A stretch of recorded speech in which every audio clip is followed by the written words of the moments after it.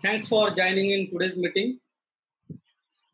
GB School of Neuro Rehab is organizing this online web series to discuss about the topic on neuro rehab. These lectures will be on Thursdays around 9:30 to 10:30. Already there is one lecture has been done. It was on the topic of brain that changes itself, and this is the second topic which we'll be covering today. So let us start. So today's topic is how neuroplasticity can change the brain. Neuroplasticity or the brain plasticity is the ability of the brain to modify its connections or rewire itself. Without this ability, any brain, not just the human brain, would be unable to develop from infancy to the adulthood or recover from brain injury. What makes our brain special is that unlike a computer, it processes sensory and motor signal in parallel. This is one of the biggest specialty we got. It has many neural pathways that can replicate another function so that small error in the development or temporary loss of function through damage can be easily corrected by rerouting signal along a different pathway. So the brain anatomy ensures that certain area of brain has certain functions. So the brain is been allocated different function which has been predetermined by the genes, and these predetermined functions are been allocated based on different purposes, such as here this is a motor area which is a primary motor area, this is a secondary motor area, this is a sensory area which is a primary sensory area, secondary sensory area, primary visual area, and secondary visual area. These areas are also marked by a classification system which numbers them in different numbers. So area number 1 to 3 is for primary sensory area, area number 5 and 7 is for secondary somatosensory area, whereas area number 4, which is for primary motor area, and area number 6 is for secondary motor area. So what does that mean? Basically, what is this primary and secondary motor areas classification is important. Like when you do any movement actively, area number 4 gets stimulated, which is a direct execution of the function. But if you think of doing a movement, uh, even if you don't, just by thinking, the area number 6, which is the motor area, which gets activated. This is basically plans the motor task before even you execute. Similarly, in sensory area, whenever you touch, primary area just tells you what is the shape and size of the object, but the somatosensory area, which is a secondary somatosensory area, which gives meaning to the object. Suppose you touch a pen, area number primary sensory area will tell you that this is something hard and cylindrical, and it is circular in nature, but based on your previous experience, the secondary sensory area will tell you that this is a pain. But if you don't have a previous experience, you will not be able to judge what is this object. Like suppose you give a village person suddenly a computer mouse or some gadget which he has not seen in the life. For them, it will be a something different object, and they may not understand its purpose. So the meaning is given by the secondary area, and just the perception is done by the primary area. So this typical modular arrangement where the different areas of brain has been given function of sensory or motor, primary, secondary, like they've been allotted. Uh, so that means that every region has some specific function, but it is not able. This is not able to take over the function from one modality to another. Like post hemiplegia, a sensory area will not be able to take over the function of motor area, or vice versa. But different part of sensory area can take over each other's function. Similarly, the motor areas probably can take each other's function. So, although there is a neuroplasticity in brain, but this neuroplasticity does not mean that the brain is having an infinite malleability. There is a limitation to some extent about the neuroplasticity. So what are the neuroplasticities which is occurring in brain? How does it changes brain is what we are going to discuss. So what are the different types of plasticity? So there are temporary changes which occur in our short-term memory, and these are some of the synaptic changes or chemical changes. And the second is permanent changes. Permanent changes could be due to functional plasticity. It is the ability of brain to move function from one damaged area to another area which is undamaged. So it is ability of changing over the function of one part of the brain from the other part. And structural plasticity, basically it is the brain's ability to actually change in its physical structure as a result of experience, learning or training. So the structural plasticity can be induced by experiences or memories, and which can change the physical structure. And when I say experience, it's just not the environmental experience. The training itself is also a part of experience. Whereas in functional plasticity with training and experiences, some part of the brain can be taken over by the another part, like damaged areas function can be taken over by the undamaged area. So how does these things occur in our brain? So the neuroplasticity occurs in the brain by first neurogenesis, where there is a continuous generation of new neurons in certain brain areas. Not all part of the brain has a capability of neurogenesis, but few areas of the brain has a capability of neurogenesis. Or there can be formation of new synapses. Whenever you whenever you learn any new skill or have a new experience, you create a new neural network, and this neural network gets strengthened by repetition and practice, and this is how it is called as strengthening of the synapses. Or this can be get weakened. This can be weakened based on the concept of use or non-use, not use phenomena. If you do not avoid certain behavior to come frequently, that behaviors and that synapses will go away. Like in our neurological population, they have a habit of doing some abnormal pattern of movement. But if you find means to avoid this movement or constrain this movement, or you channelize them in a newer movement, there is a less occurrence of this movement, and the synaptic connection which were there, they get inhibited.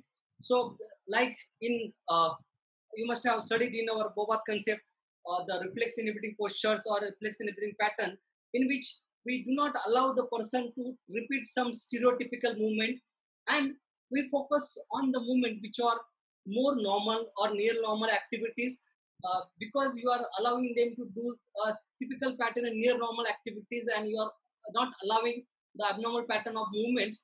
That motor programs, that synapses will get weakened, and after some time they will stop occurring. So in this, first we'll discuss neurogenesis. Neurogenesis was supposed to be limited, and earlier it was thought that it doesn't occur in the adult brain, but recent realization and research showed that the neurogenesis not only occurs in childhood, but it occurs throughout the lifespan, and certain areas of the brain has a capability of neurogenesis, like hippocampus has a capacity of neurogenesis, and this can be contributed to the formation of memory. So in another part of the brain, the birth of new neurons is thought to contribute to our sense of smell. So whenever our sense of smell improves in some particular area, that also can be assumed as a part of neurogenesis. The mammalian neurogenesis can be regulated by many behavioral factors. This is the study was done on influence of running on neurogenesis.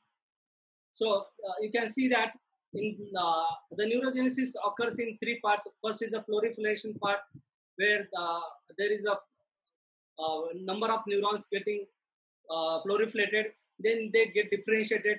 They get distributed in different activities or functions, and then there is a survival phase. You can see that learning causes stimulus to all the three phases of the neurogenesis, whereas some physical activity or training or I must say the intensive training can stimulate proliferation phase of the neurogenesis. But in the similar phase, if the person is having stress, upset, depressed, or irritated, this phase of stress can stop or obliterate the proliferation phase. You can also see that the enriched environment or the setup or the organization of activity or task specific training, all these factors can also help in survival of the neurogenesis. So we need to focus that you might able to generate some new pathways or new neurons due to neuroplasticity, but you also need to provide enriched environment which will allow survival of the new behavior. So what happens regularly in our therapeutic setup, we teach them, we stimulate different activities, different motor behavior, and we teach a motor control in the environment, in physiotherapy department. But when they go back, the similar environment or similar setup or similar activities not been provided in the home. So whatever the behavioral or the motor control you have trained, it doesn't get enriched, and that motor behavior, that motor synapses or the neurogenesis cannot last longer. So providing enriched environment is very, very important in the department as well as during their working setup or home environment. So after neurogenesis, we will talk about synaptic plasticity.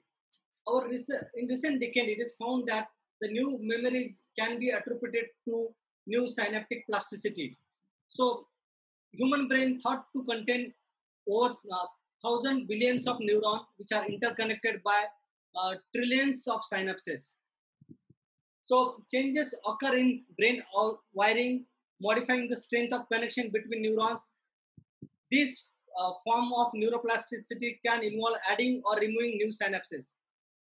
So what I'm teaching today, if you remember what are the concept is been taught today, that means you have formed new connections. So synaptic plasticity can be short-term or long-term. And this short-term plasticity occurs in millisecond to 2 seconds. And short-term plasticity can either be strengthening the synapses or weakening the synaptic. Based on how do you create the stimulus, environment and training, that will either enhance the synaptic connection or that will cause depression or reduction in the synaptic connection. Long-lasting changes, which is in the long-term plasticity, that can occur or last for minutes to hours. So this can be done by long-term depression or long-term potentiation. So if you design a program which is for long hours and it is doing good intensive training for good frequency, it might provide long-lasting changes in the brain. So synaptic connection can be monosynaptic or heterosynaptic. Monosynaptic, one neuron is connecting to the another neuron, that is monosynaptic, and this is basically activity dependent. This can be facilitatory or causing depression, or it can be heterosynaptic, where one neuron is influencing more than one neuron. It is called as heterosynaptic heterosynaptic plastic changes. So the monosynaptic activation can be from one neuron to another neuron, or a single heterotypic stimulus heterosynaptic stimulus can stimulate multiple neurons, or you can do pairing of a lot of monosynaptic activation with heterosynaptic modulation. Like this, you can do combination of multiple synapses and either monosynaptic or heterosynaptic connection. To understand this, let me give you our practical example. Like in our graduation, we have studied root techniques and we used to stroke on some part of the area. So suppose you are stroking on only on the forearm extensive part. So you are giving the stimulus which will be stimulating few neurons or one single neuron. Probably it is just a monosynaptic stimulus, and it will stimulate few synapses. But That does not mean that there will be no activation. There will be activation, there will be neuroplasticity, but it doesn't add value in the overall functioning and recovery, because it only stimulates some synapses. But if you do a heterosynaptic stimulus, like along with that stroking, you combine some other movement, like you can do weight bearing, like it has been done in our training, that we do weight bearing on the hand for stimulating the extensor of the upper limb. So basically, you are doing a heterosynaptic stimulus where you are getting stimulus from the stimulus of compression from the wrist, elbow, shoulder. So there are multiple uh, joints and multiple neurons are involved at the same time by a single stimulus of compression. This can be combined with other sensory stimulus, like there was a compression only one thing, but along with that very bearing compression, you add tapping or verbal stimuli, or you do taping, and you do some activity where you move in and out of the posture while you are weight bearing. This will again add to the value and cause the synaptic connection more. On top of that, now we are going to combine everything: a monosynaptic connection, multiple synaptic connection, heterosynaptic connection, which is the last part. This can be done in a very well organized setup or a task. Instead of just doing a weight bearing and reach out, if you tell a person to weight bear on the hand standing on the table and start cleaning with the opposite hand and lifting the object from one place to another, here the affected hand is functionally involved in supporting the body weight. So it's not just the compression which is working here. The body will understand the affected hand is being used for stability and control, and the unaffected hand is moving task specific activity. So this multiple synaptic connection will have a bigger purpose, bigger task, and that will be retained for a long time. So what will be the duration of plasticity lasting? So enhancement of existing connection. Whatever the connection are there, if you just stimulate that, that will cause synaptic development, which is a physiological, which can last from milliseconds to hours. Or if you keep repeating the same task again and again, like if you teach somebody a sit to stand activity repeatedly, he will have a good behavioral training in that. Or if you teach a person constrained walking or constrained induced movement behavior for upper limb function, he will have a biomechanical changes also there, and this can last for hours to days. Or you can have a formation of new connection, like what is unmasking phenomena. Whenever there is damaged area is involved, there are some neurons in the brain which were actually not working, or they were non-functioning for some time. They get unmasked and they also start taking over the function of the damaged neuron. So this unmasked neuron, which is working less, can be start stimulated, and this is physiological, and this can occur in minutes to days. This unmasking phenomena is very commonly used in PNF, where we use the principle of resistance and irradiation, where we apply over resistance so that the stronger parts of the body will be stimulating the weaker parts, and there will be some neurons which are not involved in the big earlier phases will get unmasked and start activating. So this is one of the very good example of how we apply PNF in therapy.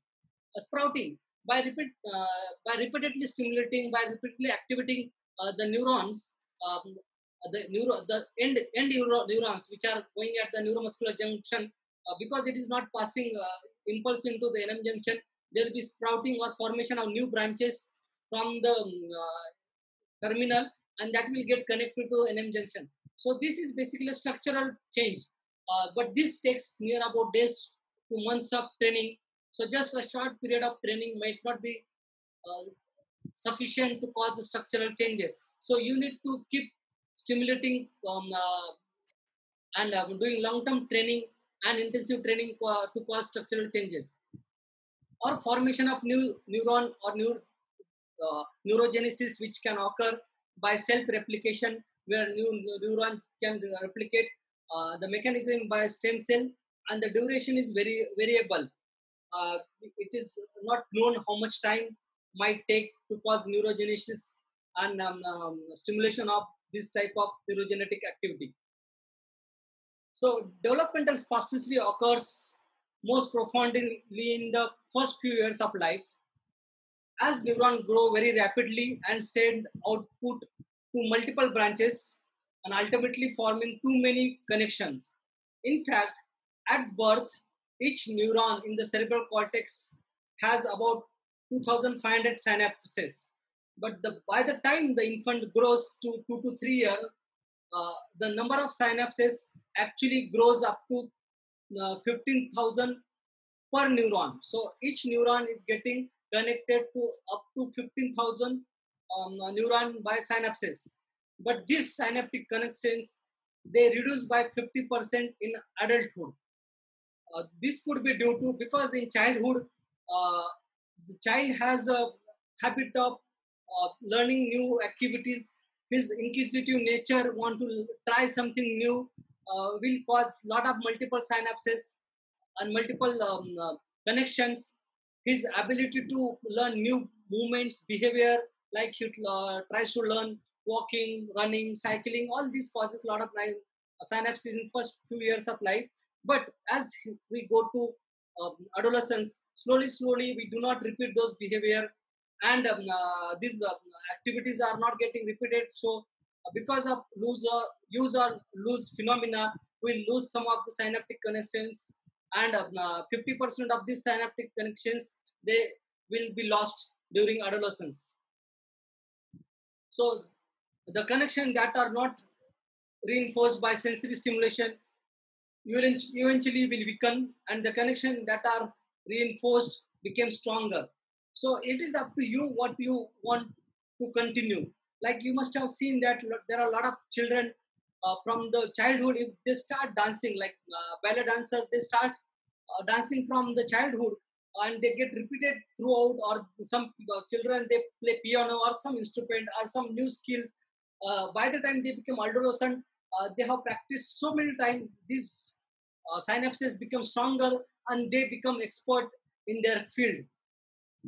So eventually, uh, efficient pathways of neural connection will be carved out and become stronger. Throughout the lifespan of human or other mammals, this neural connection does fine tuning through organism interaction with its surrounding. So the fine tuning, you might form new connection, but the fine tuning happens with your interaction with the surrounding.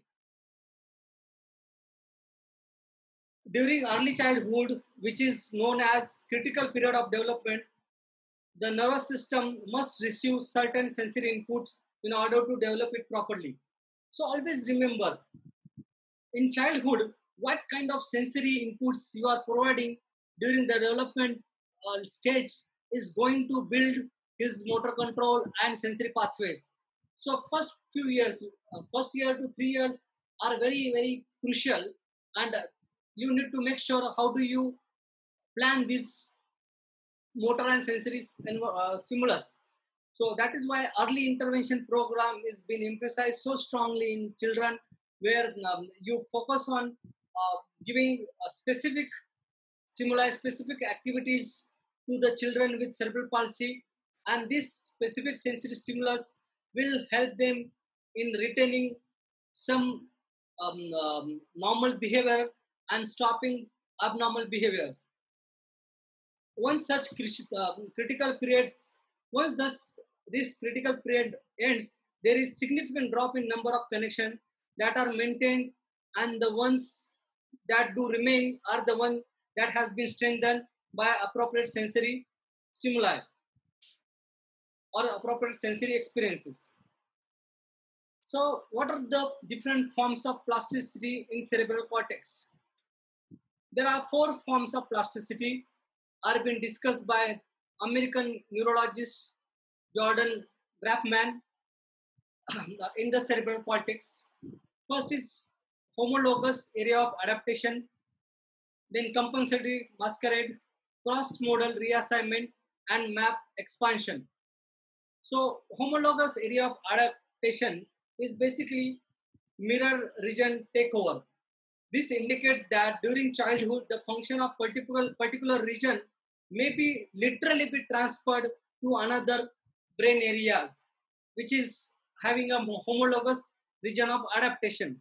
So this has been found in some of the case studies where children who developed with only half brain, like the right brain is not developed, the left brain has actually taken over the function of the both the side of the body, and literally this homologous transformation could be seen in them. So this homologous area adaptation occurs during early critical period. So if you emphasize on homologous area of adaptation during early childhood, it has a more effectiveness compared to the adulthood. So during childhood, especially in children with cerebral palsy, where unilateral brain is affected, and if you design exercise program in such a way that it will stimulate critical areas of the brain and stimulate homologous adaptation, it might be transferred to both the sides. Scratching phone करता है.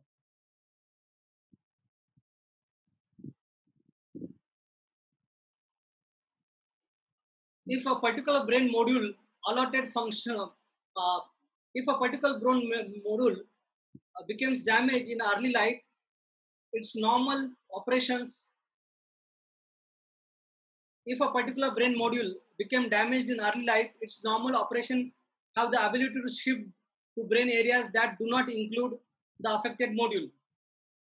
So imagine that one part of the brain is damaged, and we stimulate the close by associated brain area, or the opposite area also can be taken over in the function of the affected side. This can be applied in hemiplegic also.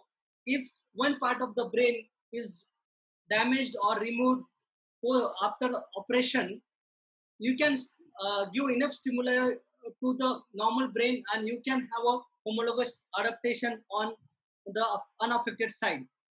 So the function is often shifted to a module in which matching, but this homologous adaptation occurs mainly in matching or homologous area of the opposite brain. Suppose you stimulate activities related to upper limb function, the homologous area of the upper limb will get stimulated on the opposite side. And also it depends on what kind of function. If you are doing sensory stimulus, it will be sensory homologous adaptation occur. If you do motor stimulation, there will be homologous motor adaptation occurring on opposite side. But the downside of this neuroplasticity is that this homologous adaptation can happen at the cost of losing the previous function which has been stored in the area, because it has to make some room for these new functions. So, example, if the right brain area is affected, the left brain areas can take over the function of visuospatial function. So right parietal lobe is damaged in early life, and the left parietal lobe takes over the visuospatial function at the cost of impaired arithmetic function. So because the left brain area actually does the arithmetic function, because of enough stimulation or homologous adaptation, the visuospatial area will take over the area of arithmetic function, and the children will have difficulty in doing arithmetic activities. But in this, the timing is very important function. This stimulus should be done before the children learns arithmetic function. If you give this stimulus, visuospatial stimulus, before they learn new arithmetic function, there is a probability that the area of arithmetic function can be taken over by the area which is stimulated, such as in this case by the visual spatial functions. So compensatory masquerade. Basically, this happens where the there is a new different area take over the function of the damaged area. Like you can see that this area connection is damaged here, and this is not working. So the opposite area compensatorily takes the function of the previous area, and this forms a new pathways, and this is called as compensatory reorganization, which occurs in the brain. Whenever some area is not working, the brain figures out an alternative strategies for carrying out tasks when the initial strategies cannot be followed due to impairment. However, a person who suffered from some form of brain trauma and impaired spatial sense will resort to another strategy of spatial navigation, such as memorizing landmarks.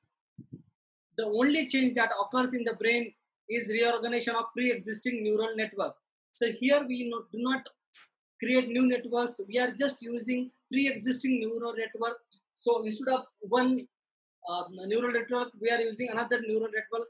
Like we use or bypass when one road is blocked, we use another compulsory alternative pathway, which will solve the problem of the previous function. So cross modal reassignment. In this, it indicates that the area of particular brain region may accept input from another modality that allows ordinary process elsewhere in the brain is now directed to the region for specific information process. This is called as cross-modal reassignment.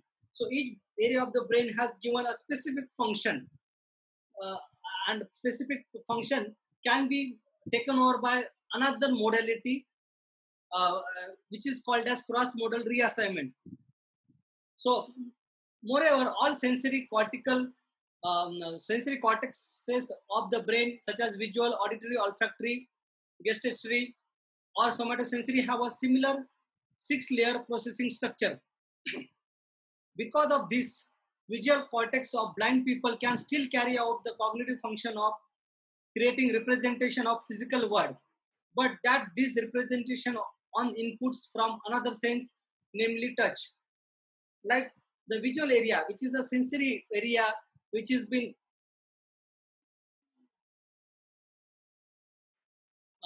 visual area, which has been sensory area, creating representation of physical world. This case represent okay. So in blind people, they lost the vision. So the because from childhood they are using touch as their sensory input area, the visual area is gets reduced, and the visual area's function is completely taken over by the somatosensory area or touch. And because of this touch sensation, these blind people can create a physical structure of the world. So by touching and feeling, they create a oral structure of the room, the roads, the pathways, and that is how they explore their visual abilities by touch sensory stimuli, which forms the core architecture of the house or the world around them. This is not, however, simply an instance of one area of the brain compensating for a lack of vision. It is a change of actual functional assignment of a local brain area. So it is not just taking compensating from other function. Basically, the vision is completely taken over by the touch area. So only this can happen in only local areas, such as we can see that the sensory function can be taken over only in the sensory areas only. So this is how it has been explained that because the blind people are from blind since birth, so they use touch and somatosensory area. So the occipital area actually shows stimulation or excitement after touch. So this area gets activated, visual area get activated by touch, which in normal sighted people, whenever we touch something, this area doesn't get activated.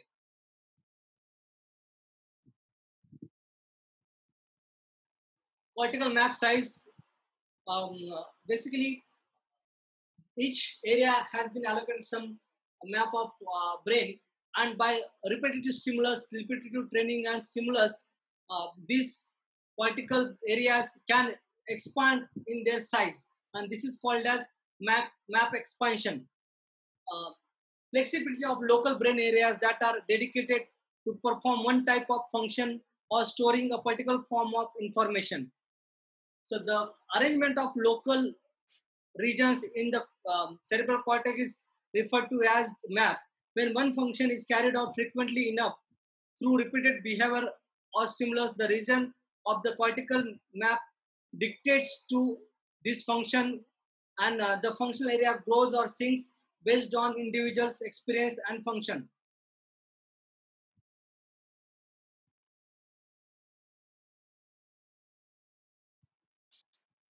This phenomena usually takes place during the learning and practicing of skills such as playing a musical instrument. So you must have seen that the people who are playing musical instruments such as piano, the area of hand has shown increase in the size. Specifically, the region grows as the individual gains implicit familiarity with the skill, and then shrinks to baseline once the learning became explicit. So, what is implicit and explicit learning? Explicit learning is when we do the passive acquisition of knowledge through exposure, and explicit learning is active acquisition through knowledge gained by consciously seeking out information. So this I use very frequently in a treatment. Suppose we are training somebody sit to stand or walking. In the beginning, the pattern of sit to stand or walking might be more assisted or passive, where the patient is not actually involved in the activity, but this will give him a knowledge of the overall task and overall performance, and the knowledge of result will help him that yes, I can do this. And once he gets the overall understanding by implicit learning, we emphasize them to actively participate in the problem solving. Uh, what are the mistakes he's doing? What problems he need to correct? And this active participation is called as explicit learning. And the more he participates in this, he will get better at this. This is the principle which has been commonly used in our motor relearning program, where the patients are being emphasized to do the active problem solving instead of just doing passive participation.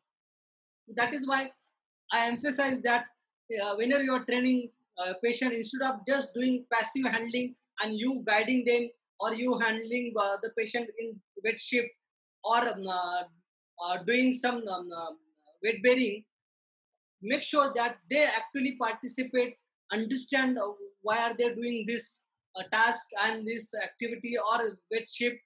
That will allow them to get the explicit learning. But as one continues to develop the skill or repeated practice, the region uh, will show enlargement in the area of that function, and this enlargement is called as mapping, get enlarged mapping or map expansion. So, as we understood different phenomena of neuroplasticity in the brain, so how does the neuroplasticity help therapeutically? Environmental enrichment with increased level of cognitive stimulation and physical activity can delay disease onset and slow progression in genetic model of fatal inherited disorders such as Huntington disease. Earlier, Huntington's disease was supposed to be believed that it is the epitome of genetic determination and nothing can be done. But recent studies showed that exercising the brain can influence or delay the progress of disease. So Huntington can also be delayed by increased cognitive activity and physical exercise. Environmental enrichment has been found to be beneficial in modes of schizophrenia, autism, spectrum disorder, which involves abnormalities of brain development. The finding shows that neuroplasticity may be harnessed to delay the onset and slow down the progression, possibly even reverse the symptom of various brain disorder. So this finding of neuroplasticity has opened the window for a lot of genetic disorder uh, of the brain, or some of the age-related brain disorders which can be delayed or reversed. So new discoveries in the field of neuroplasticity have implication for how each of us may protect our brain from relentless weathering of aging and disease. It is known that lifestyle factors that are good for our body, such as regular exercise and healthy diet, are also beneficial for our brain. So we need to keep doing regular physical exercise and have a healthy diet.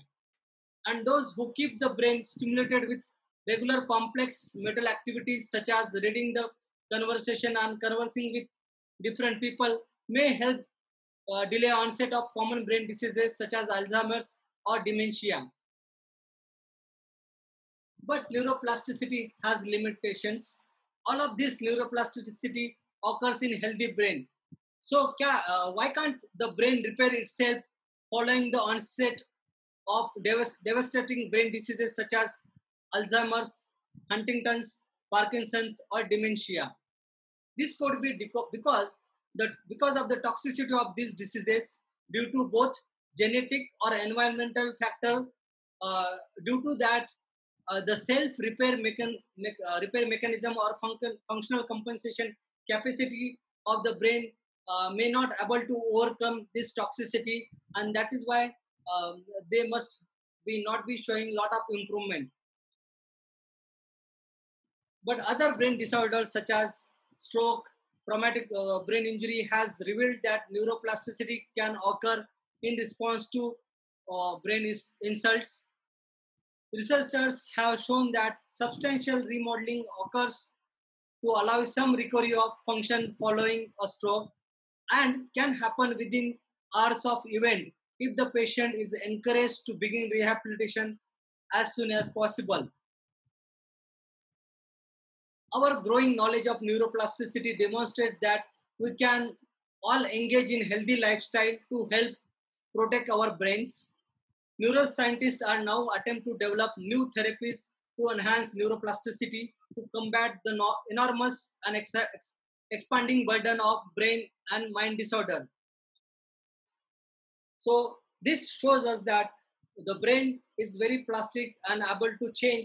It is our inability or our poor knowledge and our poor experience to exploit the capabilities of neuroplasticity is limiting our progress. It is not the brain which is limited.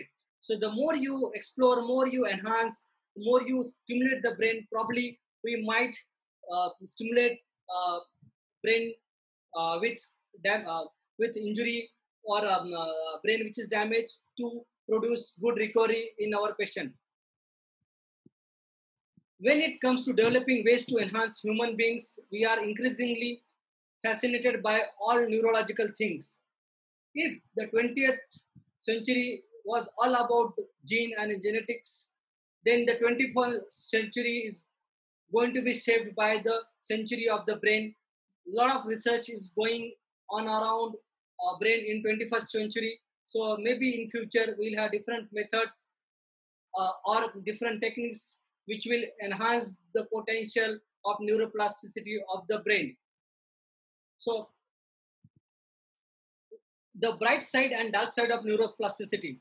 So we learned that neuroplasticity makes your brain resilient. Neuroplasticity enables you to recover from stroke, injury, and birth abnormalities. You can learn new ways of being and responding to conflict. In many cases, you can also overcome depression, addiction, obsessive compulsive pattern, ADHD, and other issues. But the dark side of neuroplasticity tells us that neuroplasticity means the brain is always learning and it learns everything what you train. Brain is not selective. Brain is neutral. It doesn't know difference between good training and bad training. So if you teach a bad behavior, bad motor control, bad training, the brain will learn bad motor control. And if you teach a good motor learning, good motor control, the brain will learn a good motor control. So it learns whatever is repeated, both helpful and unhelpful thoughts and actions and habits.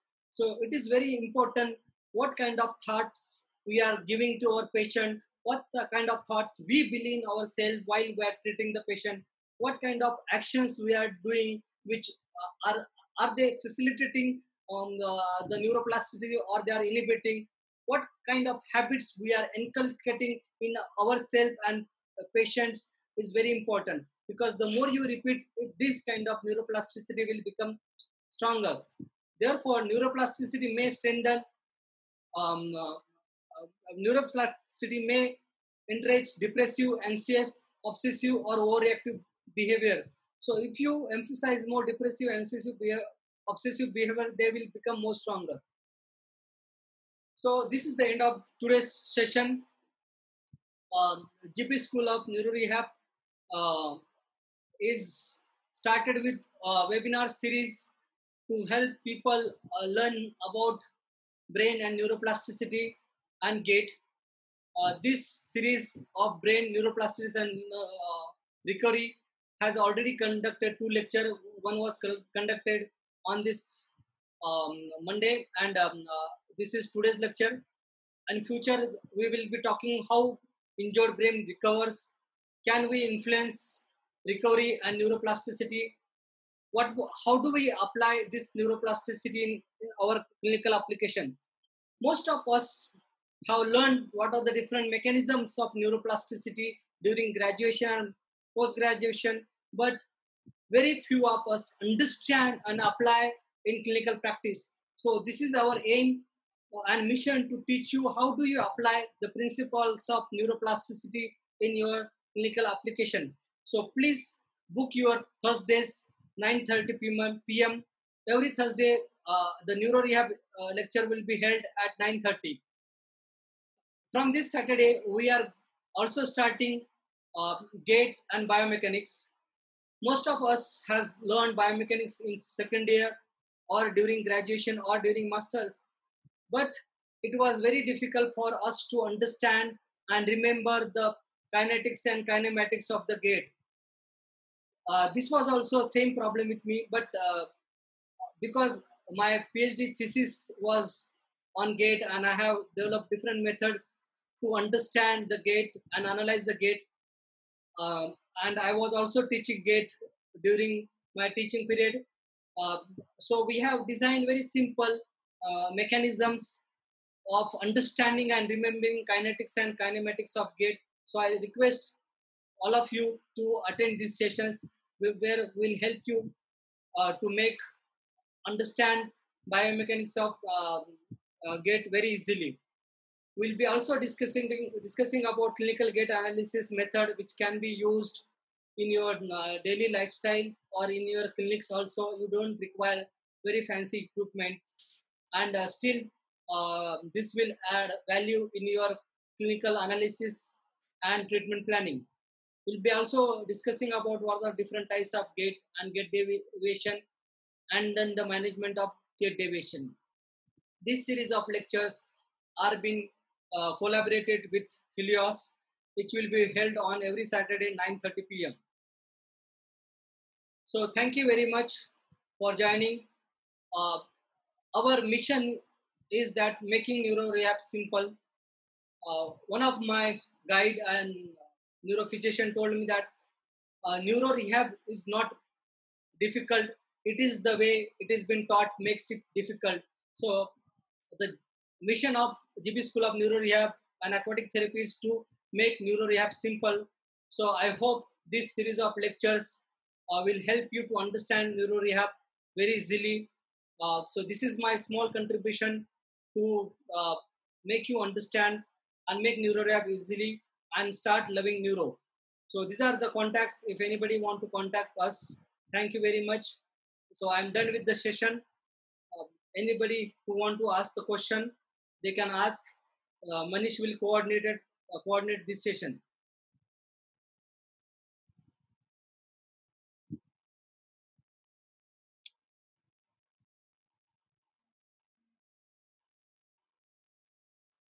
Hello everyone. This is Manish Rai. I just want to tell you that you can put your queries in the chat so that we can put forward the queries to sir. Or you can mute yourself directly and you can ask. If you don't want to ask directly, Manish will read from the chat and then he will ask. There is Yogita Krishnan. She has asked a query in the chat. Does brain games help in neuroplasticity? When we can say patient is going through good neuroplasticity and bad neuroplasticity process. So first let me answer the first part of the question. Is that brain games helps in neuroplasticity? Yes, definitely brain games help in neuroplasticity. you are calling that as a brain game, but even a simple task of doing some activity in day-to-day life or treatment is also a brain game for our patient.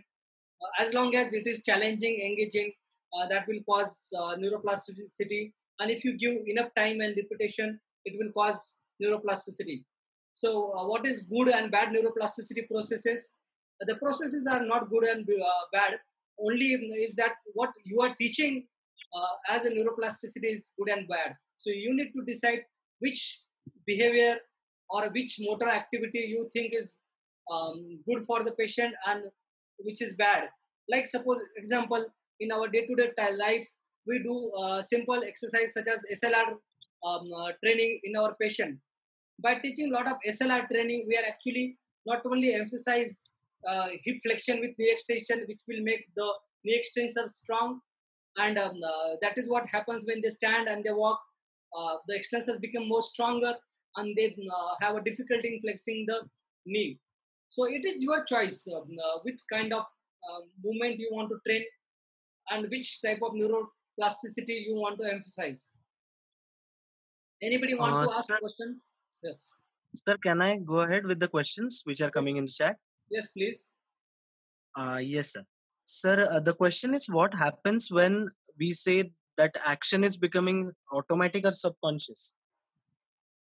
Can you repeat the question again? Sir, what happens when we say an action becomes automatic or subconscious? Okay. Automatic and subconscious. First, let me explain you what is automatic and subconscious. Basically, you are talking about the types of learning. When anything you learn in the beginning, most of the learnings is cognitive. You need to get involved into the processes. But once you repeat that behavior again and again, it becomes more automatic, and you no longer require your cognitive attention on that. So it is the related word related to attention. So what neuroplasticity occurs depends on repetitive stimulus. There are a lot of new synaptic connections happens, and they become stronger and they become strengthened. And this strong synaptic connectivity is basically is talking about the automatic behavior which occurs at subcortical level or subconscious level. Next question. Sir, neuroplasticity happens with stem cell therapy. True or myth? Okay, stem cell is not a way of neuroplasticity. Stem cell is basically is going. It is one of the form of neurogenesis because you put a new stem cell and we are expecting that stem cell will replicate or causes neurogenesis. This neurogenesis is basically externally being stimulated by the stem cell. But you along with that you need to give a lot of intensive training and other neuroplasticity related stimulation which will cause the learning of the behavior and it will stimulate neuroplasticity. So stem cell is just one of the different types of neuroplasticity which I already discussed. Like stem cell is just a neurogenesis. You can use uh, brain recortical organizations, sprouting, or homologous adaptation. All these different forms also has to be augmented. Uh, Sir, should I go to next question? Let somebody ask. If they want to ask directly, they can ask, or if nobody is asking directly, you can continue. Anybody is ready to ask directly, you can unmute yourself and talk.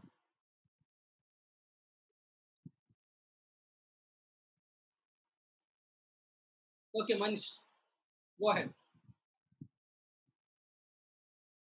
Yes, sir. Sir, the next question is, um, how does neuroplasticity is helpful in athetoid cerebral palsy? Okay, uh, basically, athetoid cerebral palsy, it is a disease with abnormal muscle tone or uncontrolled muscle tone.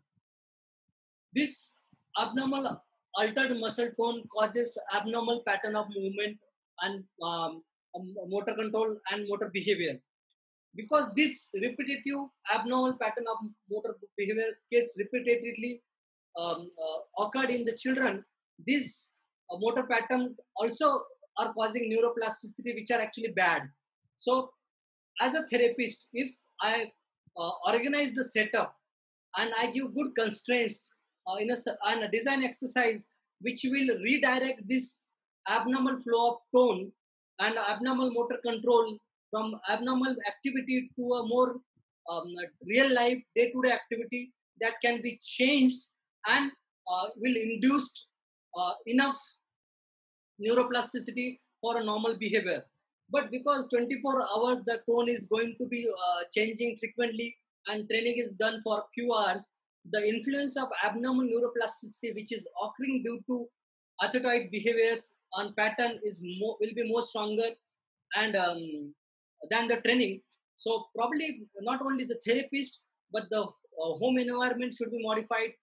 The activities, positioning of the children, and his daily habits, his mobility in the bed, his walking, or what are the motor behavior he's learning has to be taken care and should be stimulated in such a way that this pattern of behavior should be as near normal um, uh, than if you may not be able to get a complete near normal pattern, but if you reduce the abnormal degrees of freedom of movement, probably in long run these ranges will reduce and slowly the abnormal pattern ranges will become less and the children will act like near normal movement behaviors.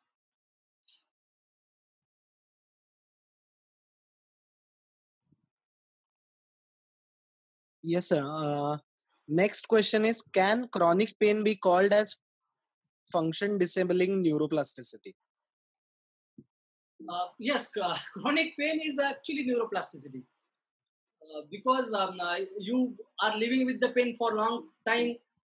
You and your body understand this is a type of cyclic changes which are happening, and as I mentioned in my previous lecture also, that neuroplasticity occurs based on cognitive phenomena also. And as chronic pain is more than structural, it is also cognitive aspect also is associated with the chronic pain. So you need to detrain your brain and understand this pain is actually not the pain, and probably by unlearning the phenomena of pain or cognitively stimulating different areas or different activities or redirecting the patient's attention from pain to other thing might help in reducing the pain. So I am not the pain expert, but if you go in the pain modulation technique, there are a lot of cognitive and behavioral modification techniques are being used to change the chronic nature of the pain. And the more you repeat this, the neuroplastics will change from abnormal pain to the less painful stimulus.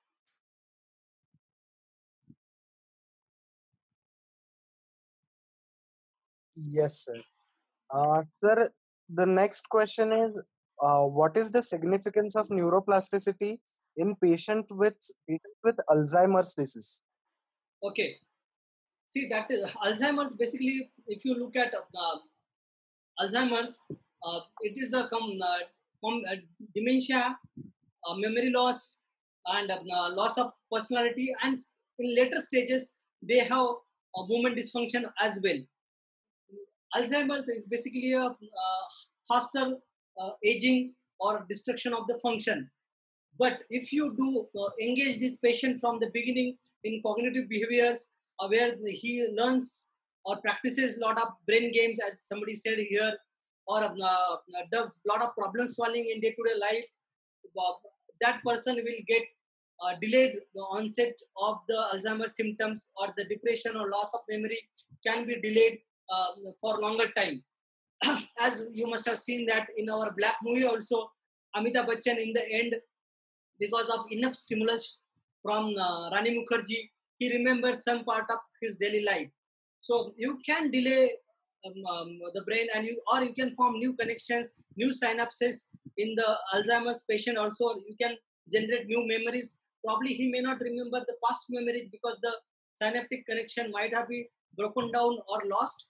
but new synaptic connection, new motor behaviors can be formed and can be trained in Alzheimer to remember at least their basic needs or their name or their purpose or their identity can be trained in them.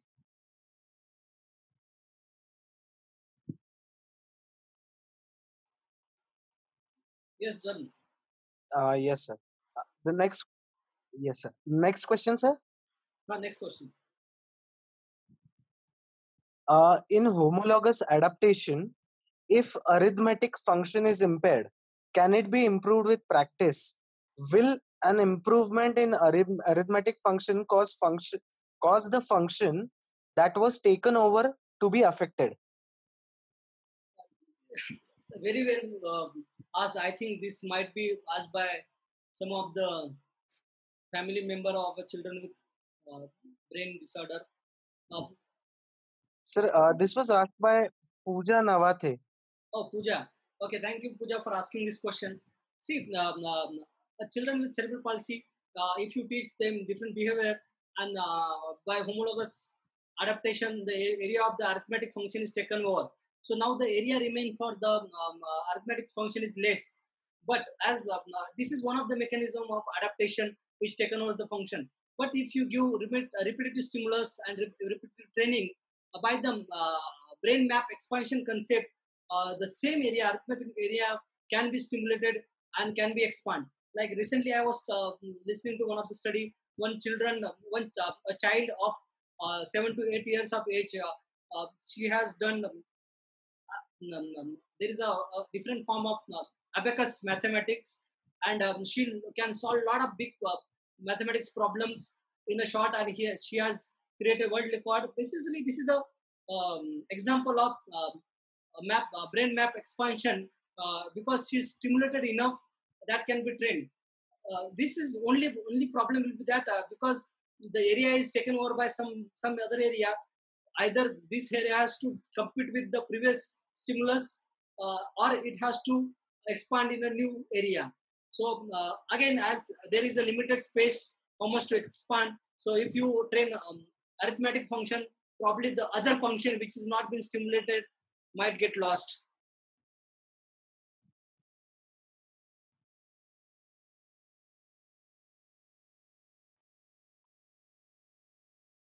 Yes, Manish, next. Yes, sir. So the next question is, what is the stimulation for neuro?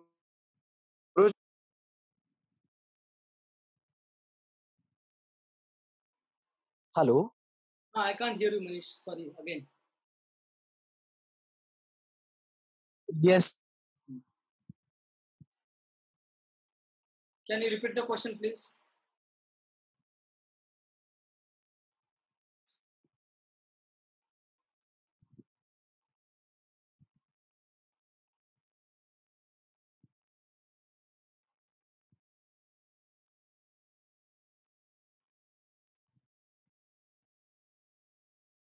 Manish, are you there? Okay, anybody can ask. Sir, the question is, what is the stimulation for neurogenesis? Okay, very good question. Next topic is only probably next two lecture will be on that only. How do you stimulate different types of neuroplasticity in a normal brain as well as in the abnormal brain, and can we enhance? We can reduce or increase the neuroplasticity. Will be discussed in next few lectures. So this question will be answered in detail in this. Next few lectures, and probably next 2 to 3 lecture will be more practical oriented. This created your background so that you need to understand what goes on with the neuroplasticity, and once you understand this, I will be able to talk about the bigger aspect of neuroplasticity. So this is how I prepared you in the beginning, and now probably in next lectures we'll talk in detail, and then you will learn about all these methods of enhancing neuroplasticity. Yes, sir. Sir, the next question is from Manasa. The question is, what are the barriers to neuroplasticity? Everybody, allow people to unmute themselves. Probably because of that, they are not able to answer. They haven't compiled it.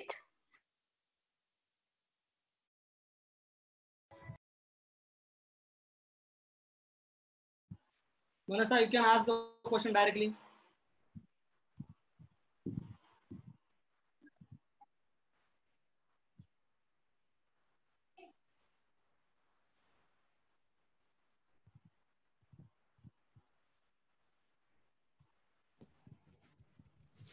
Manasa, you can unmute yourself and ask the question.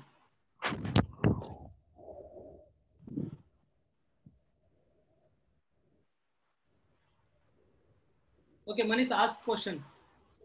Yes, sir. Sir, the question is, what are the barriers to neuroplasticity? Okay.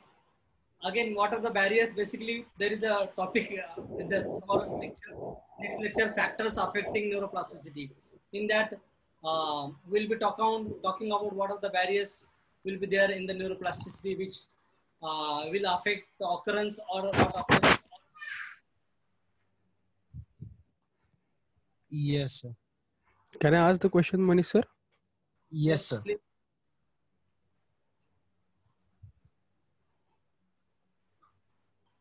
Akshay, go ahead.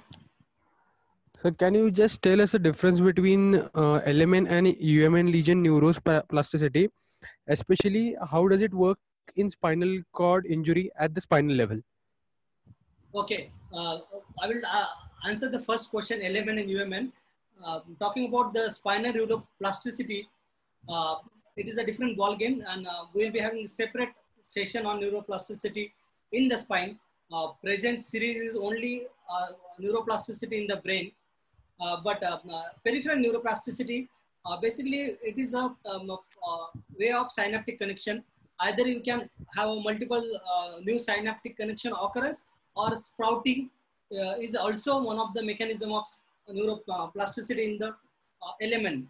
But there are only few mechanisms of neuroplasticity in peripheral, but cortex and the nervous system, the central nervous system has a different mechanism of neuroplasticity. So that is why patients with peripheral neuropathy has a limited chances of benefit with neuroplasticity. They only have a benefit with regeneration of the nerve, like degeneration and regeneration phenomena is more helpful than neuroplasticity. So only there is, it is sprouting and new synapses which are available. Okay, thank you, sir. Thank you, sir. Next question.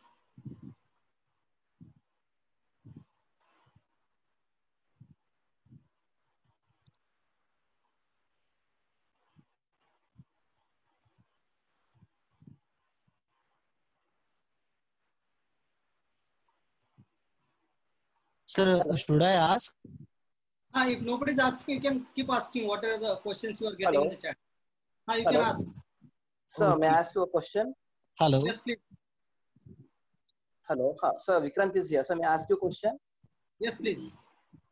Sir, with reference to the previous question, I just have one query. Sir, how do you differentiate the mechanism of neuroplasticity in the central nervous system and in spinal cords? Actually, element. The previous question was about element, where you talked about the peripheral nerves. But I wanted to ask you about the spinal cord, especially when there's a cord compression at C4, C5. So, how do you differentiate between these two neuroplasticity? Actually, there is not a big difference technically. Neuroplasticity is basically either occurs in the cell body or the axons. Like when I say element neuroplasticity, it is basically occurring which is in the axons or new synapses formation. And when I say cell body, this cortical reorganization or homologous adaptation or map expansion or neurogenesis, they are occurring in the cell body. As in the spinal cord, the number of neural cells are very less and they are very compactly arranged in a very small area, which is a gray matter in the spinal cord. That is has a limited scope of neuroplasticity, and it can be influenced. That does not mean that plasticity is not there in the spinal cord. Only it has a limited scope. That is what I'm trying to say. And there are a lot of researches are going on. How do you influence neuroplasticity in the spinal cord? But there are very few explanations are available at present to explain the mechanisms which are occurring different than the cerebral cortex. So probably I think it is mainly the size which is available is a big problem there. And also, what are the factors which are affecting or influencing the occurrence of spasticity in spinal cord are more difficult and are more challenging compared to the brain. So if we are able to provide good environment in the spinal cord area, probably in future we might able to harness the neuroplasticity from the spinal cord as Right, sir. Right, sir. Thank you, sir. Thank Thank you. you, sir.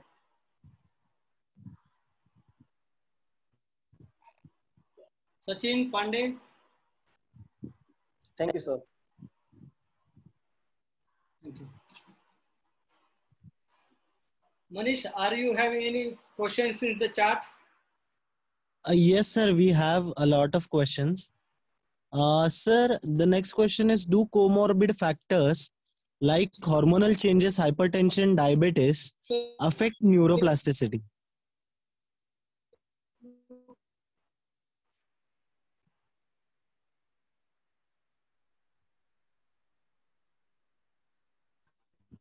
Is poor, Manish. I am unable to hear it. Okay.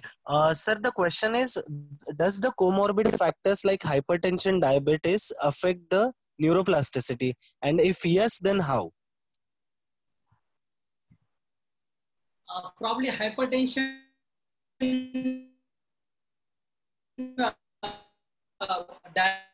directly might not affect changes might affect the basically it's a chemical related environment which is either supporting or not supporting the neuroplasticity, so that can affect partly, especially the peripheral neuroplasticity which is occurring in the axons such as sprouting. But I say probably the influence due to directly the disease per se is less compared to the effect of the lifestyle which causes abnormal lifestyle due to these diseases. And as I said previously, if the lifestyle gets affected, neuroplasticity gets affected. So I am not going to focus on correcting the problem of diabetes or hypertension more to enhance neuroplasticity. But if you have a controlled diabetes or controlled hypertension, or even if you have a high diabetes, but if you have a good lifestyle, probably you have better neuroplasticity. And the example, if you must have seen that Imran Khan was a very high diabetic, but because he was working for long years and he was a very good bowler, his performance not deteriorated very faster compared to others. So it is more about lifestyle, your body function, your stimulus, your environment that influences spasticity more. Sir, Ankita here. I had asked you the same. I had only asked you the question. I wanted to ask again whether hormonal changes like your hyperthyroidism or hypothyroidism affect neuroplasticity in a way that they make chemical changes that causes later on. With these people, they have issues for remembering or mental practice, remembering names and other issues. So why could be those there? Okay, very well. Hormonal changes or chemical changes, very well said. Basically, there will be a separate session on different habits, effect of chemical and drugs on neuroplasticity. In that, we are going to discuss very much in detail. But as you understand, you have studied earlier that early childhood has a lot of neuroplasticity. That probably could be because a lot of hormonal changes are happening in the early childhood, which can influence the neuroplastic changes. So some of the part of chemical changes which are occurring in the neuroplasticity can be increased or reduced by these hormonal variations or chemical variations or drug variations. So there are a lot of research are going on how we can use different medicines or chemicals to enhance somebody's neuroplasticity. Can these drugs or neuroplasticity can be used to improve somebody's intelligence or some skill? We call them the special heroes or the special human beings. So there are a lot of researches are being done on some of the comic characters are actually based on this type of neuroplastic changes. One of the example is Captain America. Not only has a body changes, but he has a mental physics, and his mental stability is also very good. You can see that in all wars, Captain America is the person who always takes more difficult decisions, and he can keep himself cool. So definitely the hormones and chemicals and drugs has a role in neuroplasticity. Thank you, sir.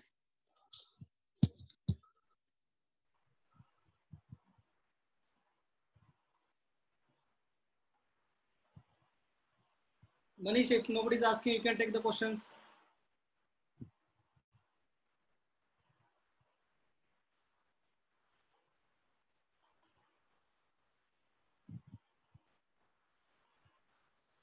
Okay, if you are not, if you are done with the question, I would like to ask the feedback from some of you, how this today's session has helped you in thinking differently, and how this will help you in your clinical practice or application in day-to-day life as well, for your learning, teaching, or communication and behavior. So I request some of you, you can start. The people from GB team can start with the feedback.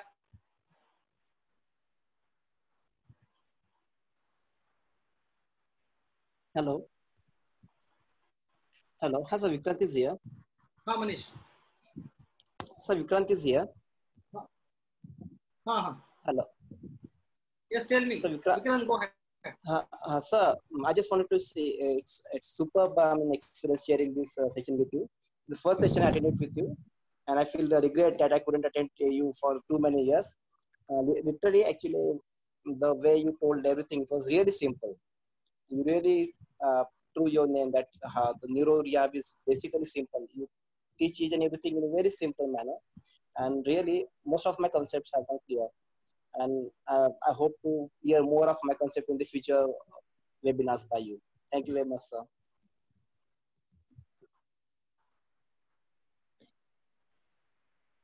Thank you, Vikram.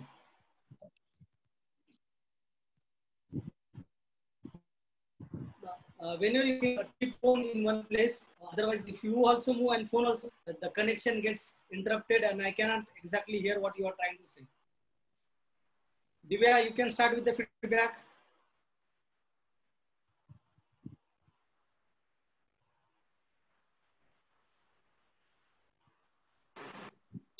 Hello. Yes. Yes, sir. So I could find out from this session that the previous session that I had attended, I could link both the sessions and work on the patients. I felt was my feedback for the day. Okay. Ankita.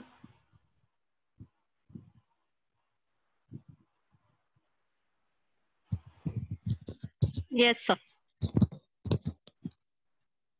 You can share your feedback, how it was helpful to you. Sir, I understood basically that the neuroplasticity occurs at each and every level. At the neuronal level, it occurs because of neurogenesis, because of synaptic sprouting, and that synaptic sprouting could be used in a short-term way or could be used for a long-term change. That is, you can use for strengthening the pathways, or you can use for weakening the already formed abnormal pathways. I think that can be linked to the unlearning that we have learned in the last lecture. And at the cortex level, it occurs. Yes, sir. Very good. Thank you, sir. And in the next when we talked about the cortical mapping. So it has four phenomena that you talked about, that is the cortical mapping and the homonymous mapping. But those all are, you have told that mostly those occur in a growing child, and plus there is a regards to a special situation in which they occur.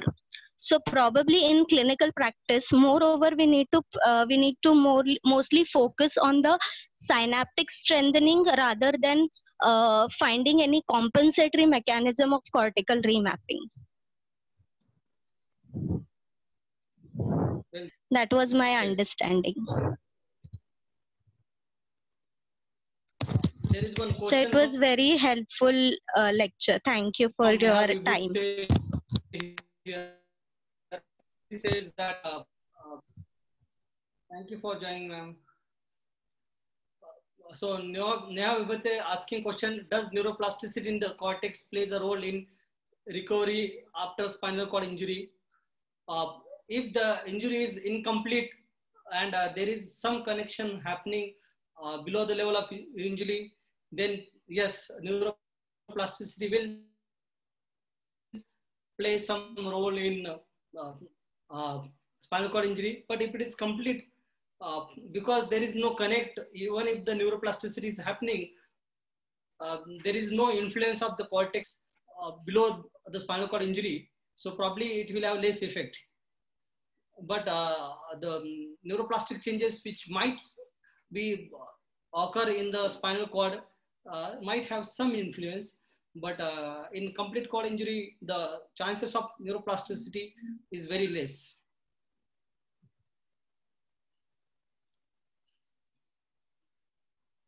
Anyone else? Sir, another question is there. Can I go ahead? Please. Yes.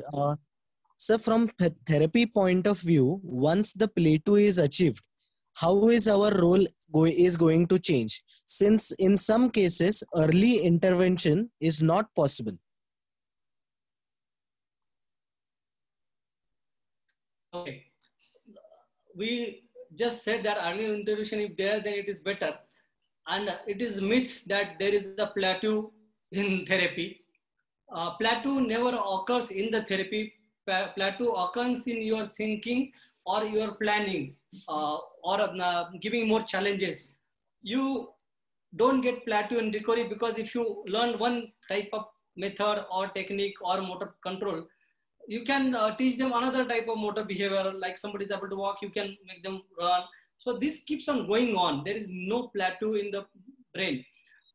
Only thing that the rate of change or ability to produce change might be slowed down in some cases after some time.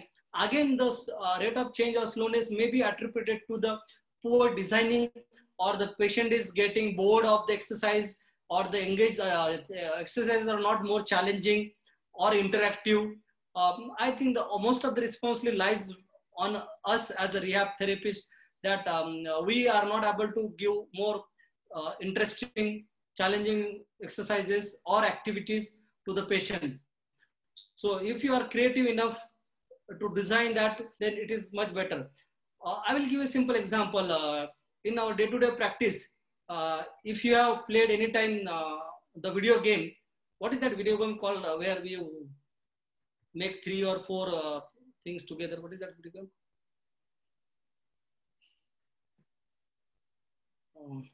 Sorry, sir, didn't Most get the of the question. video games. Tetris. What is the most video game commonly been used in our phones, जिसमें हम लोग 3-4 ball एक साथ जमा कर दिया तो वो ज्वाइन होता है, फिर कुछ होता है? Tetris. Sorry, Chain reaction. Tetris. Chain reaction. नहीं, अरे गेम का नाम क्या है? अपने मोबाइल में खेलते हो गेम का? Sir, Candy Crush. So see, the beauty of Candy Crush is that every new level is always challenging, engaging, and stimulating, and there is no upper limit in Candy Crush. So people can keep going on. It is our inability to create a game or exercise like a Candy Crush can keep challenging our patient and again and stimulate their brain for more neuroplasticity. If we could use a game like Candy Crush, or another time using Xbox or Wii, which has a different level of challenge and a lot of changes. So the limitation occurs on our side than the patient side. Yes, sir. The last question now. Does basic psychology or thinking of patient affects neuroplasticity even if hello? Can you hear me, sir? Your voice is getting cut. I can hear you. Go slower. Okay. So the last question. Does basic psychology or thinking of patient affects neuroplasticity even if therapy is properly done? Absolutely, very important. So that is why on day one, I play with the patient's psychology. I try to change their psychology. I try to change their perception about themselves, about the recovery, and about yourself also.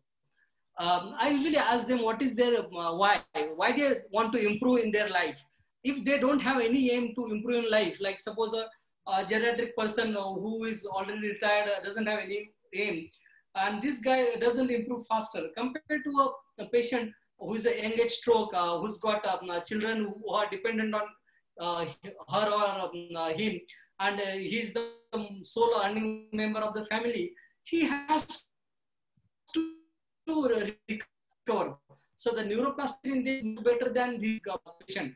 So the psychology, what they think about themselves, what they think about recovery, what is their overall lifestyle or opinion about the you as well as the therapy, as well as themselves, as well as the family, and the opinion about life, why they want to live is very important. If you change this aspect, automatically the neuroplasticity changes and recovery goes faster. And it will improve his active participation in therapy as well.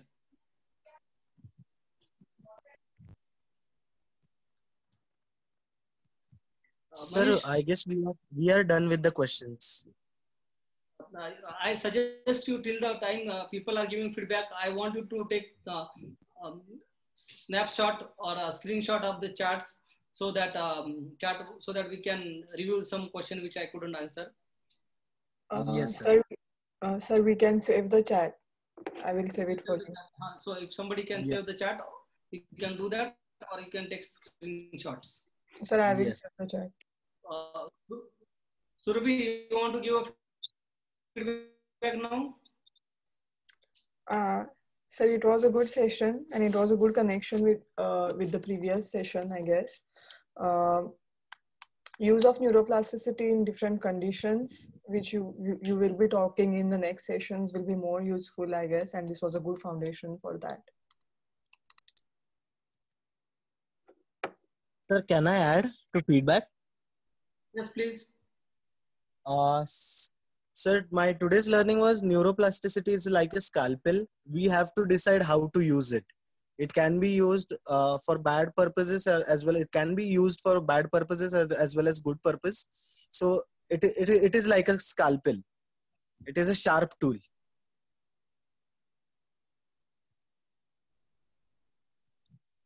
Very well said, Manish.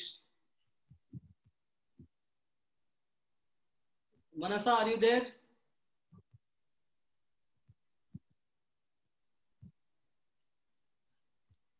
Sir, no, she is not.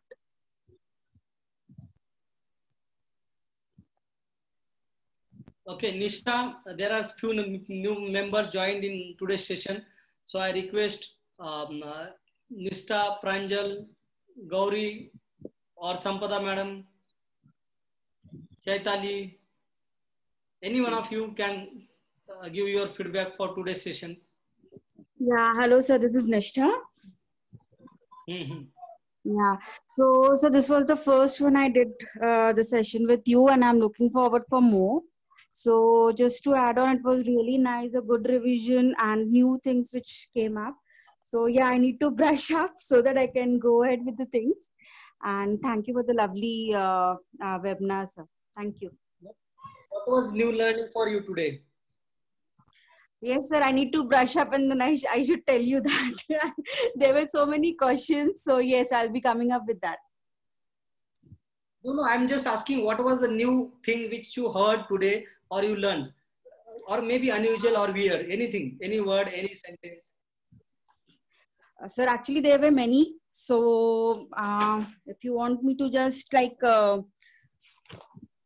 were few things which I never knew about, was like in forms of plasticity, how you explained everything. So there were few concepts which were new to me. And yes, that was something which I caught up with, and I have many questions regarding that. So I think I'll be going ahead with reading it first and then coming up with questions. Thank you, sir. Okay. I think Pranjal want to talk. Pranjal.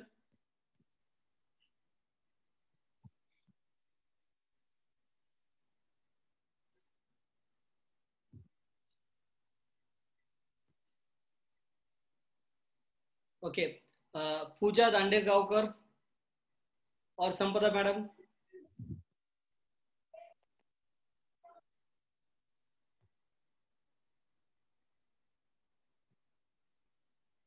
Abhilasha Gundesha, are you there? Hello, sir. Yes, I'm there. So it was hello, sir. It was a pleasure attending your lecture after years. And I missed the last one, but I'm definitely looking forward to the ones that are coming ahead. Neuroplasticity was a very dear topic to me as well.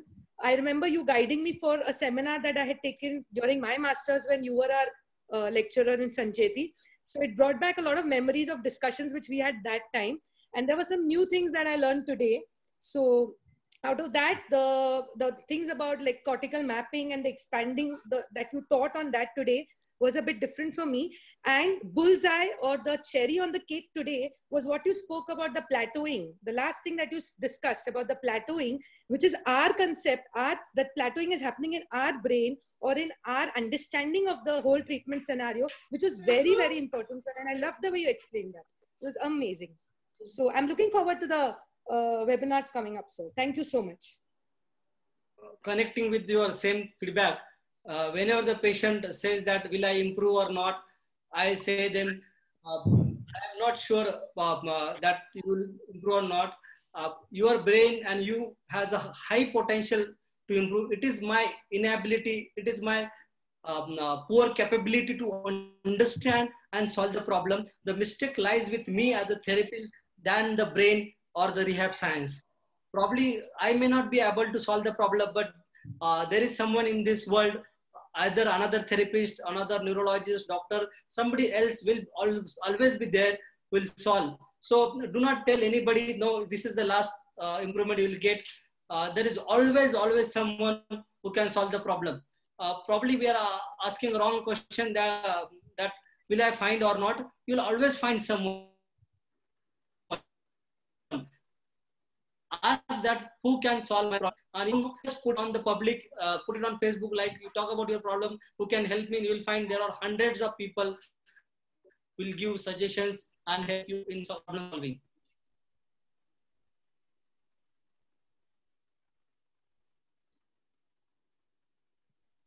Kavita. Sir? Hello. Yes, Manish, go ahead. Kavita want to speak, machine one second. Yes. Yes. Sir, I can attend the first part of it. Some connection error was there, so I could miss the question answers part. I thought this was more of a theoretical based session, and to connect with these things, we need a practical session, and we'll be able to connect more. This was more of an academic or theory part of lesson, and I have not ever seen you this way. Your session is always practical and connecting to something, and you just need a quick recap. Yeah, sir ने ये बोला था, यही है.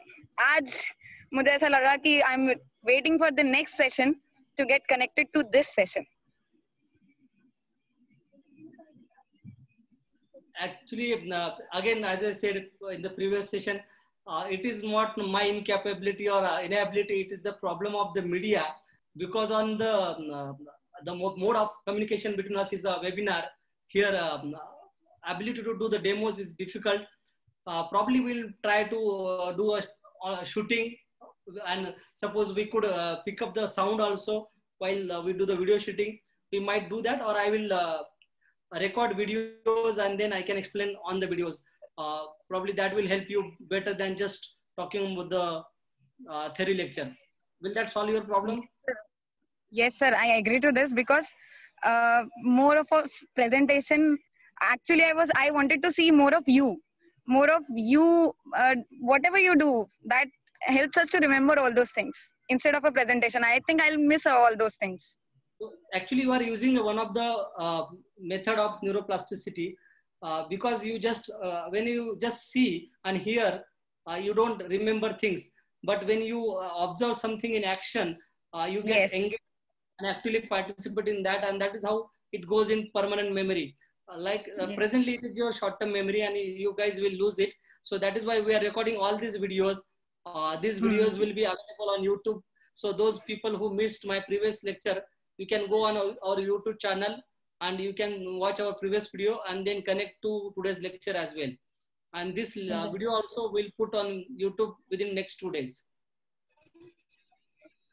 Yes, sir.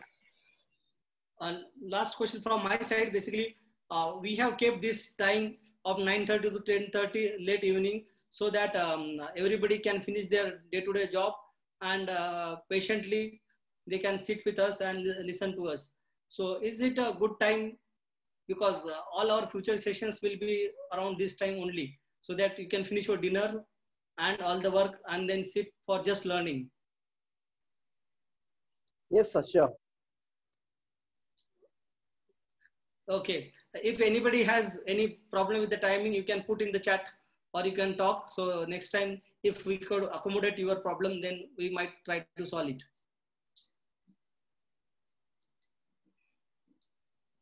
Sampada ma'am, you are there. I think you are putting comments on chat. I want you to talk. You are my senior and I have learned a lot of things from you. So I just want to work with that. Yeah, Gajanan, hi. It was really informative lecture.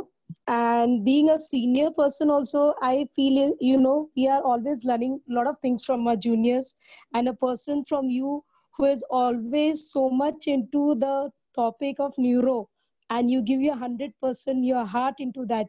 I've seen you as a student, as a batchmate, and as a therapist.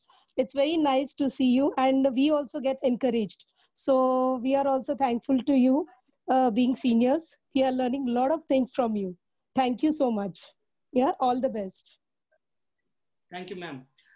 Yeah. Manish, you got any questions remaining you want to ask?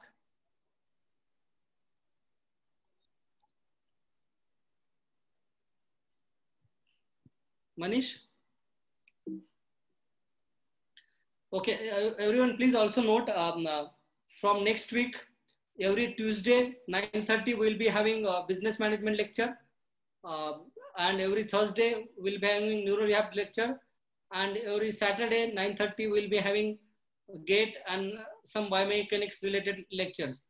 So for next 3-4 months, even if you are stuck up at your home due to this COVID-19 and lockdown, I will keep your brain busy and learning something new so that the stress of Corona and lockdown may not affect your psychology and it may not affect your neuroplasticity.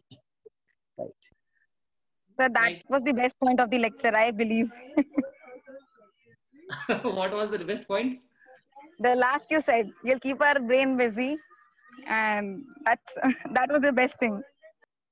I must confess, before this lecture series started, even I got a little low on my energy, emotionally as well as physically, and I had a lot many things to do in my department and OPD. I was not doing, but the moment I started doing this lecture series, my brain is working 10 times, and I don't get time. I have full day I'm working, my OPD is running. So only in the evening, I get some time to prepare these lectures for 2-3 hours. And next day I'm ready. But as these challenges are very high and very engaging, and it is very interesting for me per se, So it is increasing my brain capacity and neuroplasticity. So I am actually feeling the neuroplasticity in action. Nice.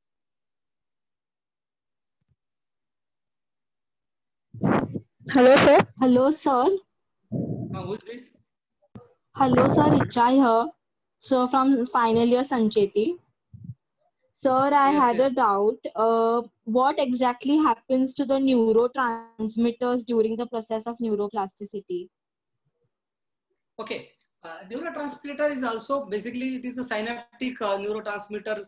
I think there was one slide I deleted in this lecture, which talks about the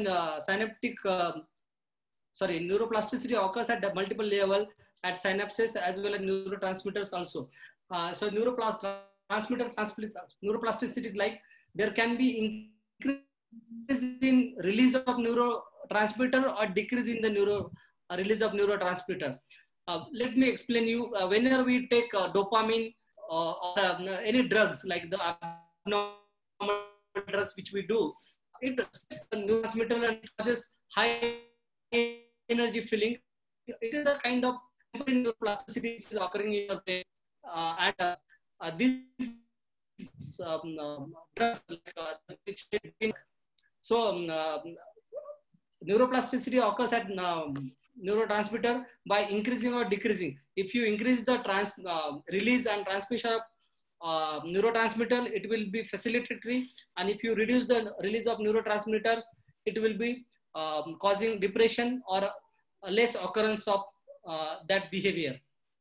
Sir, is there any neurotransmitter switching occurring? I read it in an article. Yes, there is probably if you guys are having a lot of question with neurotransmitters, then I need to learn also that in more detail and discuss with you. Presently, probably I do not have a lot of answers related to neurotransmitter right now, but maybe next 2 lecture I will cover that in one of the slides. Okay, sir. Thank you. Thank you, ma'am. Hello, sir. Sir, we're here. Tell me. Sir, I wanted to give my feedback. Yes, please. Go ahead. Sir, today I learned that brain is actually a very beautiful thing, and it is us and our inability to challenge it. And there are so many things that I learned today, especially the one where you said the homosynaptic and the heterosynaptic. So just stroking won't help, but stroking with weight bearing can help better. Also, PNF, I wasn't looking at it at the way you showed it today. The unmasking phenomena, wherein you give over resistance and the weaker side is unmasked.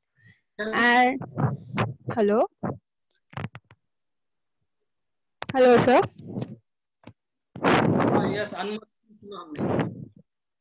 hello. Yes, sir, could you hear? Yes. Sir, also that in a kid for 2 to 3 years age, 15,000 synapses neuron are stimulated. So I was actually amazed to hear. And by adulthood, I think we reduce the amount of stimulus that we give to the brain. I also learned that the amount of stimulus that we give is directly proportional to the recovery that we see in our patients. So the more stimulus you give, the better the results you see. And there were many technical terms which you used. So like the 4 forms of plasticity. I could only grab that whatever you do, the brain always finds a way to overpower its inability. Hello? Hello? Well said. So also that I didn't know that in Parkinson's, Alzheimer and Huntington's disease, the brain cannot overcome it because of the toxicity, whereas in stroke and TBI it can. So until now I didn't know that these the neuroplasticity doesn't work for these. So Very there good. were many things I learned today, sir. Thank you so much. Thank you.